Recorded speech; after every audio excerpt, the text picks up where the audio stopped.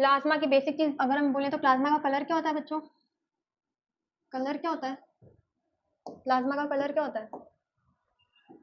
क्या कलर दिख रहा है आपको नीचे? Pale yellow. क्या कलर है? Pale yellow. अच्छा, पेल येलो क्यों कलर है इसका? ऐसी क्या चीज इसमें प्रेजेंट है जो ये पेल येलो है? आपको ना चीजों को समझना है, आपको रट्टा नहीं मारना है, आपको ये पता होना चाहिए कि इस स्पेसिफिक चीज के पीछे क्या रीजन है। अच्छा, आपको पता है प्लाज्मा पेल येलो है, क्यों पेल येलो है? किसका प्रेजेंस है? Due to the presence of urobilinogen. Presence of urobilinogen. अच्छा, यूरोबिलिनोजेन क्या होता है? यूरोबिलिनोजेन क्या होता है? बिलिनोजेन का नाम सुना ना आपने? बिलिनोजेन का नाम सुना है ना? बिलिनोजेन जब रिड्यूस होता है तो यूरिनोबिलिनोजेन होता है। अच्छा, बिलिनोजेन रिड्यूस क्यों होगा और इसका प्लाज्मा से क्या कनेक्शन है? बिलिनोजेन जो रहता है वो क्या करता है? ये चीजें आपको पता होनी चाहिए। बिलिनोजेन क्या क्या करता है? वो क्या करता है? हीम का रिडक्शन करता है। अभी हीम, ये हीम कौन सा है? हीमोग्लोबिन वाला हीम, ब्लड हीमोग्लोबिन वाला हीम ग्रुप होता है ना, वो। प्लाज्मा का कलर पेल येलो। प्लाज्मा कितनी परसेंट होती है उसमें ब्लड में?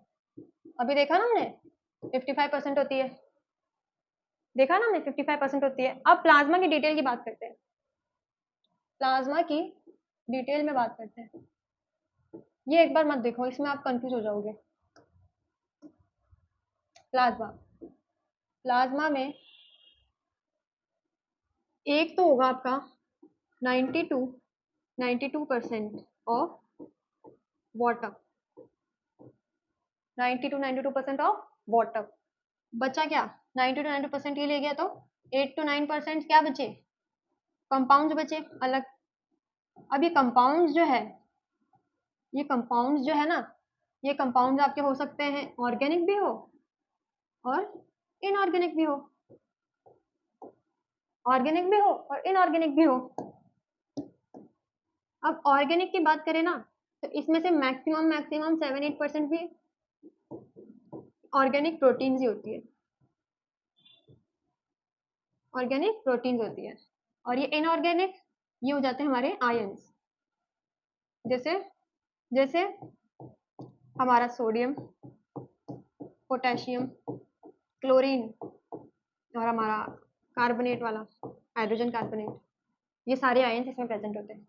प्लाज्मा होता है 90 to 92% क्या होता है? वाटर। 8 to 9% क्या होंगे? Compounds, organic compounds, inorganic compound. Organic compound इसमें होंगे 7 to 8%, लेस देन 1%। 1% कितने होंगे? इनऑर्गेनिक कंपाउंड, जो कि क्या होंगे? आयंस होंगे हमारे। आयंस कौन से? सोडियम, पोटेशियम, कैल्शियम वगैरह। ठीक है, आई इतनी बात समझ में? यहाँ पे देख लो, पर इन्होंने क्या किया, इन्होंने 55% के हिसाब से बताया है, पर आप ऐसे पढ़ोगे तो आप कंफ्यूज हो जाओगे, तो आप ये ध्यान में रख लो ना।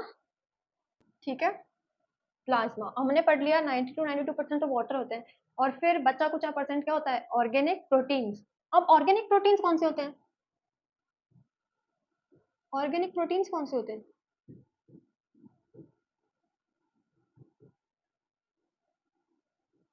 ऑर्गेनिक प्रोटीन्स कौन से होंगे इसमें से?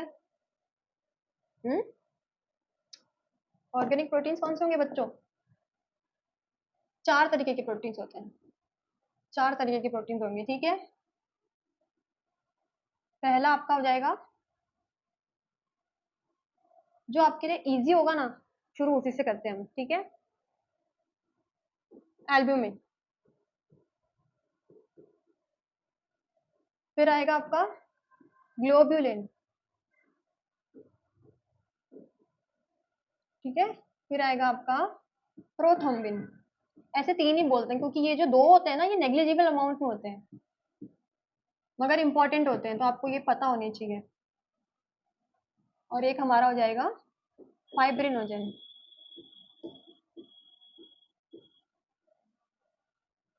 एक आपका हो जाएगा फाइब्रिनोजन। अच्छा, इनमें से आपको पता होगा कि ग्लोब्यूलिन है, ये आपने इम्यूनिटी वाले चैप्टर में पढ़ा होगा ना, आपको पता होगा ना इम्यूनिटी वाले में। सॉरी, ग्लोब्यूलिन जो आपका होगा, ये तो आपका इम्यूनिटी वाले चैप्टर में होगा, और ये वाला भी आपने कहीं ना कहीं तो सुना ही होगा इसका नाम। याद आ रहा है कुछ? देखो बच्चों, एल्ब्यूमिन जो आपका होता है, ये होता है आपका वैसे स्मॉलेस्ट प्रोटीन है। होता क्या है? स्मॉलेस्ट।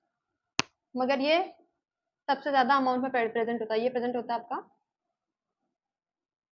4 to 2%। ये प्रेजेंट होता है आपका 2%। ये होता है आपका 0.3%। और ये भी आपका क्या होगा? 0.3%। ठीक है। एल्ब्यूमिन जो होता है कहाँ प्रोड्यूस होता है? प्रोड्यूस कहाँ होगा? लिवर। कहाँ प्रोड्यूस होगा? लिवर में। ठीक है। इसका काम क्या होता है? B C O P. क्या लिखा है मैंने? B C O P. अब आप पूछोगे ये क्या है? Blood colloidal osmotic pressure. ठीक है।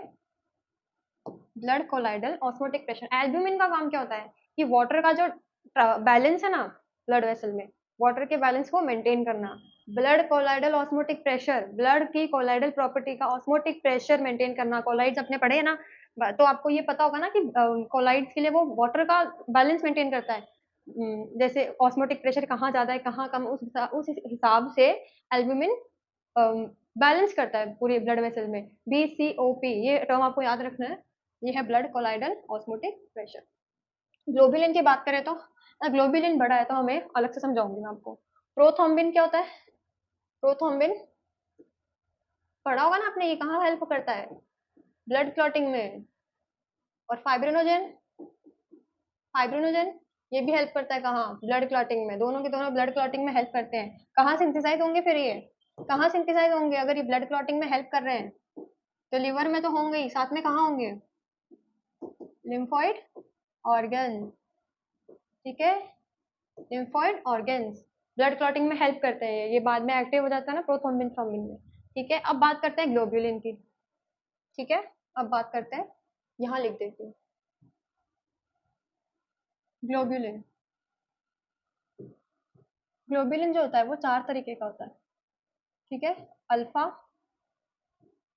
Beta, gamma. वायरस और जो भी बैक्टीरिया होते हैं उनके लिए डिफेंस का काम करते हैं। क्या काम करते हैं? डिफेंस का काम करते हैं। क्योंकि ग्लोबुलेंस अगर आपको याद हो तो ये ग्लोबुलेंस वही है जो इम्यून सिस्टम में हेल्प करते हैं ना, इम्यून सिस्टम में हेल्प करते हैं ना। ये जो है आपका गामा वाला ग्लोबुलिन, यही आगे जाके क्या बनाएगा आपका? इम्यूनोग्लोबिन। इम्यूनोग्लोबिन बनाता है। ठीक है। इम्यूनोग्लोबिन बनाता है। इम्यूनोग्लोबिन में भी कौन से बनाता है आपको पता है ना? वो सारे सारे पता है ना, IgA, IgM, IgG, ये सारे होते हैं ना, ये सारे बनाता है। ये सारे बनाता है गामा ग्लोबुलिन। ठीक है। प्लाज्मा में अभी तक हमने क्या पढ़ा? प्लाज्मा शुरू से अगर हम रिवाइज करें, वैस्कुलर कनेक्टिव टिश्यू होता है आपका। वैस्कुलर कनेक्टिव टिश्यू 2 टाइप्स में डिवाइड होता है, एक होता है आपका ब्लड और एक होता है आपका लिम्फ। ब्लड की अगर हम आगे जाके बात करें तो ब्लड भी 2 टाइप्स में डिवाइड होता है, जो उसका कॉम्पोजिशन होता है। एक होता है प्लाज्मा और एक होता है फॉर्म्ड एलिमेंट, जिनको हम क्या बोलते हैं? RBC, red blood cell, corpuscle. क्या क्या होता है? RBC, WBC, platelets. ठीक है। अब हम बात कर रहे हैं प्लाज्मा की। प्लाज्मा में क्या क्या होता है? प्लाज्मा में 90 से 92% क्या होता है? वाटर होता है। और फिर 8 to 9% ऑर्गेनिक प्रोटीन्स होते हैं। बचा कुछ क्या होता है? लेस देन 1% उसमें इनऑर्गेनिक कंपाउंड्स होते हैं, जो कि आयंस होते हैं, जो कि क्लोरीन, सोडियम, पोटेशियम, ये सब होते हैं। ठीक है। प्रोटीन्स में कौन से प्रोटीन्स होते हैं? एल्ब्यूमिन, ग्लोबुलिन, प्रोथ्रोम्बिन और फाइब्रिनोजेन। प्रोथ्रोम्बिन और फाइब्रिनोजेन ये कम अमाउंट में प्रेजेंट होते हैं और ये हेल्प करते हैं ब्लड क्लॉटिंग में। कहाँ सिंथेसाइज होते हैं? लिवर और लिम्फोइड ऑर्गन से। एल्ब्यूमिन और ग्लोबुलिन। एल्ब्यूमिन क्या करता है? बैलेंस करता है वाटर का। BCOD, ये BCOP, ये आपको ध्यान रखना है। ठीक है। इसमें वाटर बैलेंस करवाता है। ग्लोबुलिन, ग्लोबुलिन इम्यूनोग्लोबिन का फॉर्मेशन जो होता है ना, इम्यून सिस्टम में जो फाइट करते हैं अपने एंटीबॉडीज वगैरह जो होते हैं, वो इसी से बनते हैं। ठीक है। हमारे प्लाज्मा से बनते हैं। अच्छा, ये क्वेश्चन एक आया हुआ है नीट में। ठीक है। इसमें जो है आपको वो पूछते हैं कि सीरम और प्लाज्मा में क्या डिफरेंस है? सीरम और प्लाज्मा, सीरम और प्लाज्मा में क्या डिफरेंस है?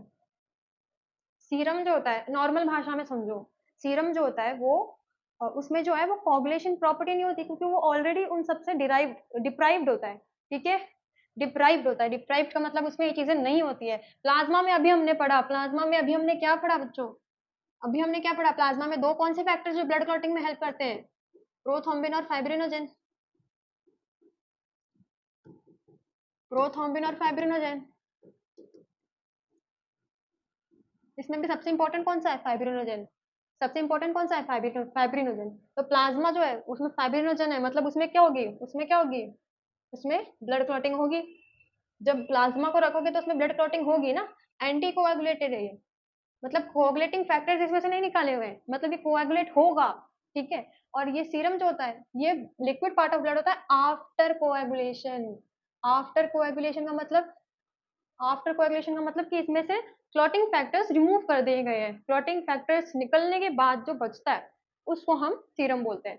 क्लॉटिंग फैक्टर्स निकलने के बाद मतलब, निकलने के बाद मतलब फाइब्रिनोजन इसमें क्या होगा, फाइब्रिनोजन इसमें एब्सेंट होगा, है ना, फाइब्रिनोजन इसमें एब्सेंट होगा, devoid of clotting factors such as fibrinogen, ठीक है। अब ये देखो, ये हो गया ब्लड क्लॉट, ब्लड क्लॉट हो गया ना, ऊपर वाला पार्ट क्या हो गया, सीरम। क्लॉटिंग फैक्टर जिसमें नहीं होते हैं वो ऊपर वाला पार्ट क्या होता है, सीरम। बिना क्लॉटिंग फैक्टर्स के जो लिक्विड पार्ट बचता है ब्लड में, प्लाज्मा में, वो क्या होता है, वो होता है हमारा serum. Serum is equals to plasma minus fibrinogen, ठीक है। प्लाज्मा से फाइब्रिनोजन, प्लाज्मा से क्लॉटिंग फैक्टर्स निकाल देंगे तो क्या बचेगा हमारे पास, सीरम।